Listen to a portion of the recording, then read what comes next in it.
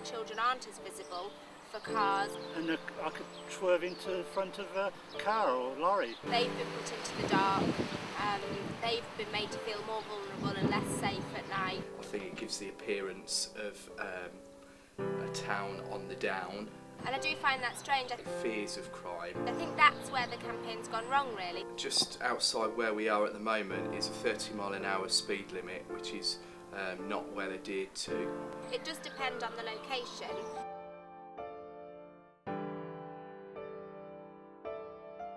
In May 2010, Britain elected a coalition government made up of the Conservative Party's David Cameron and the Liberal Democrat Party's Nick Clegg. One of the government's aims were to stem the spiralling downfall of Britain's failing economy, which entered a recession. George Osborne, Chancellor of the Exchequer, made progress towards this through making a series of hard cuts to the funding of the public sector, including the turning off of streetlights.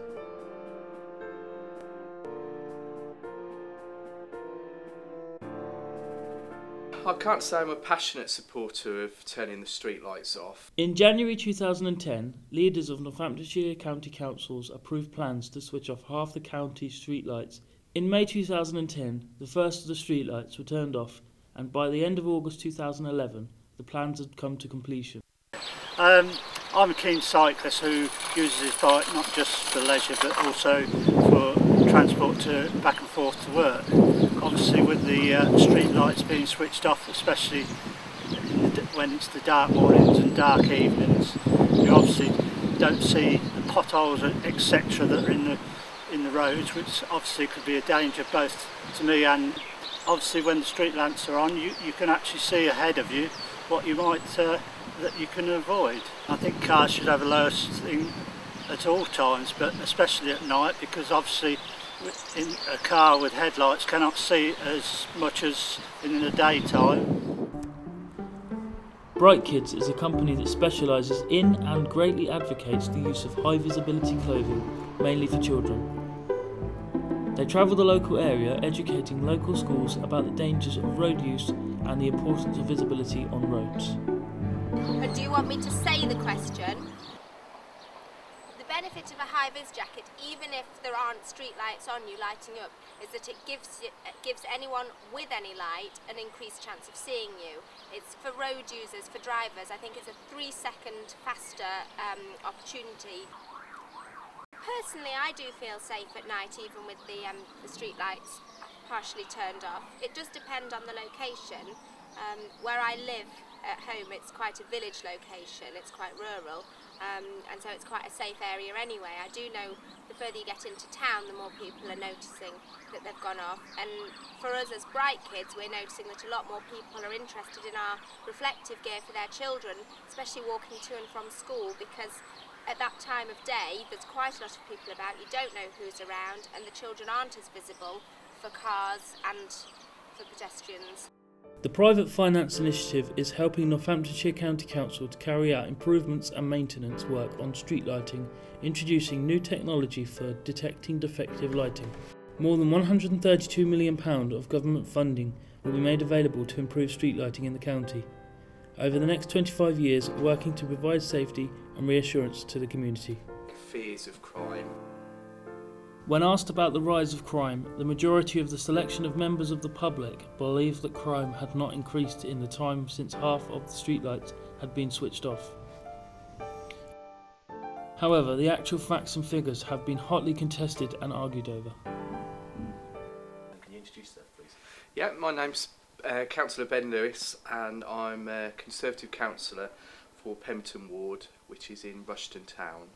One of my roles is I chair a group called the Joint Action Group, and we look at policing issues in Higham, Ferris and Rushton. And what we have seen over the period since the street lighting policy has come into force has actually been a reduction in crime.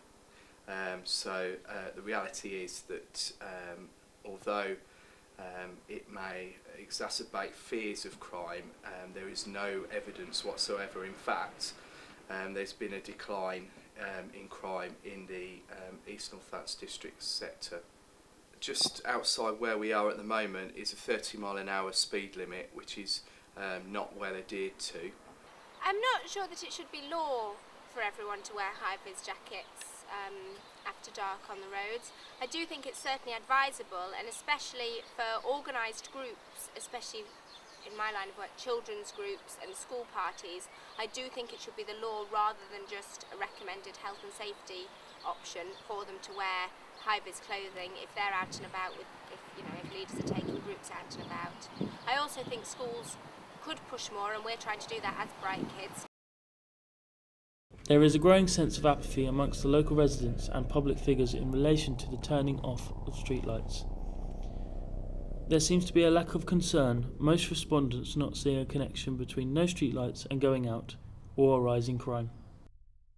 I know there's a policy sometimes adopted whereby they reduce the speed to 20 miles an hour outside of a school. So I think you'd have to have a very good case to say that the area was going to be specifically very active at night to warrant a reduction in speed. Whilst, again, to me it hasn't caused a problem, I can see why a lot of people are getting offended by this. They've been put into the dark, they've been made to feel more vulnerable and less safe at night, or particularly in the key hours, that commuting hours before work and after work, whereas other streets do, like within Kettering even, some streets have whole new bright street lights, and I think it's confusing people more than anything, and it alienates some. Some have their better facilities and some have worse. I think the campaign should have had a more cohesive approach and done the same for everybody. In reality, the future probably isn't going to be made up of apocalypse, economic ruin and eternal darkness, as appeared to be the picture painted by media.